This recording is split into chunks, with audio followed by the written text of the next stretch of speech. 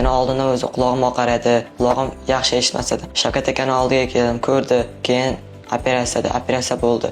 Operatsiyadan keyin juda yaxshi hozir eshityapman. Agar sizlarda ham eshitish past bo'lsa, bemalol kelaveringlar.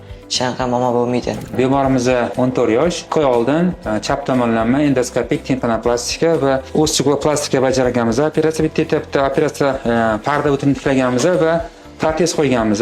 Hozir o'sha qayta ko'rikka kelishdi, bitta ko'ramiz. Operatsiya plani ichkaridan bajarilgan. Ko'rishingiz mumkin. Mana pardani holati, stol bosamiz bitta. Mana bu katta defekti bor edi, defekt yopilgan, mana qon tomiri o'sgan. Buni tagida biz protez qo'yganmiz. Juda ham zo'r holatda turibdi. Yaxshimisan? Yaxshi. Eshit qalay? Yaxshi. O'zgarish bo'ldimi? Operatsiyadan keyin og'irlik bo'lmadimi kuchli? Qiynalmadingmi? Yo'q. Aytgancha anaqa borasanmi? Fizkulturaga maktabingdan? Yo'q. Qo'y o'tib ketdi, уже borsang bo'ladimi? Salomon. Qaysini qiziqasan ko'proq sportga? Futbol.